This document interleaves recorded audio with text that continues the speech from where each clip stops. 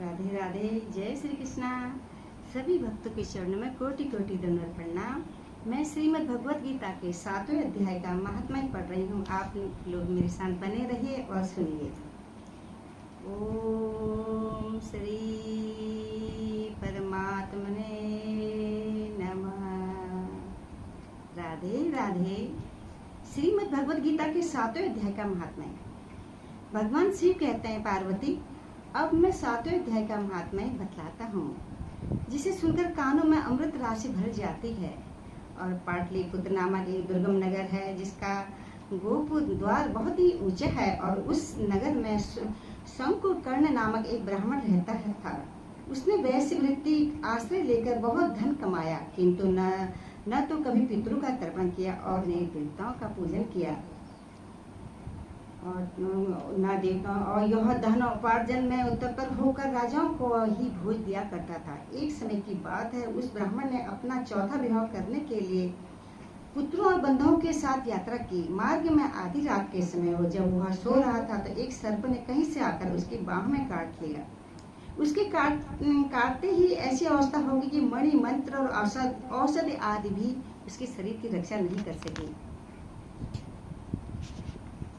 असाध्य जान पड़ी। तत्पश्चात कुछ ही क्षणों में उसके प्राण पखेरु उड़ गए। फिर बहुत समय के बाद वह प्रेत सर्प योनि में उत्पन्न हुआ। उसका चित्त धन वासना में बंधा था। उसने पूर्व वृत्तांत का स्मरण करके सोचा, मैं जो घर के बाहर करोड़ों की संख्या में अपना धन गाड़ कर रखा है, इसे इन पुत्रों को वंचित करके स्वयं ही उसकी रक्षा करूंगा। एक दिन सांप की योनि से पीड़ित होकर पिता ने स्वप्न में अपने पुत्रों के समक्ष आकर अपना मनोभाव बताया। तब उसके निरकुश पुत्रों ने सवेरे ही उठकर बड़े विस्मय के साथ एक दूसरे को स्वप्न की बातें कही। उनमें से मझला पुत्र कुदाल हाथ में लिए घर से निकला और जहां उसके पिता ने सर्प योनि धारण करके रहते थे, उस स्थान पर गया। यद्यपि उस धन के स्थान को ठीक ठाक पता नहीं था, तब तो भी उसने चिन्हों से उसका ठीक निश्चय कर लिया और लोभ बुद्धि से वहां पहुंचकर बाबी को खोदना आरंभ किया। तब उस बाबी से बड़ा भयानक सांप प्रकट हुआ और बोला, ओ मूढ़, तू कौन है और किस लिए आया है? क्यों खोद रहा है अथवा किसने तुझे भेजा है? ये सारी बातें मुझे मेरे सामने बता दे। पुत्र बोला, मैं आपका पुत्र हूँ, मेरा नाम शिव है। मैं रात्रि में देखे हुए सपने से विस्मित होकर यहाँ का सोना लेने के लिए कोतूहल हो आया हूँ। पुत्र की यह वाणी सुनकर वह सांप हंसता हुआ उच्च स्वर से इस प्रकार स्पष्ट वचन बोला, यदि तू मेरा पुत्र है तो मुझे शीघ्र ही बंधन से मुक्त कर। मैं पूर्व जन्म के गाड़े हुए धन ही के लिए सर्प योनि में उत्पन्न हुआ।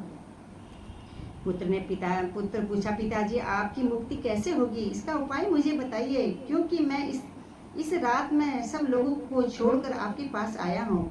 पिता ने कहा, बेटा, गीता के अमृतमय 7वें अध्याय को छोड़कर मुझे मुक्त करने में तीर्थ, दान, तप और यज्ञ सर्वथा समर्थ नहीं है। केवल गीता का 7वां अध्याय ही प्राणियों का जला मुक्ति आदि को दुख दूर करने वाला है। पुत्र, मेरा श्राद्ध दिन 7वें अध्याय का पाठ करने वाले ब्राह्मण को श्रद्धापूर्वक भोजन कराओ और इससे निस्संदेह मेरी मुक्ति हो जाएगी। वत्स, अपनी शक्ति के अनुसार पूर्ण श्रद्धा के साथ वेद विद्या से प्रवीण अन्य ब्राह्मणों का भी भोजन कराना। सर्प योनि में पड़े हुए पिता के ये वचन सुनकर सभी पुत्रों ने उसकी आज्ञा के अनुसार तथा उससे भी अधिक किया तथा शंकुकर्ण ने अपने सर्प शरीर को त्याग कर दिव्य देह धारण किया और सारा धन पुत्रों के अधीन कर दिया।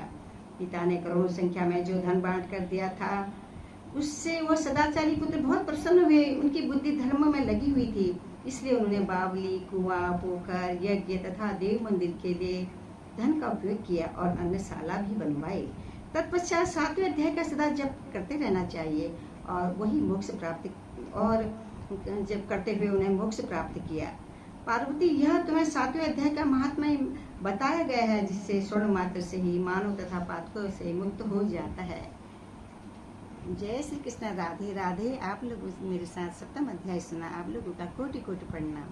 जय श्री कृष्ण। राधे राधे।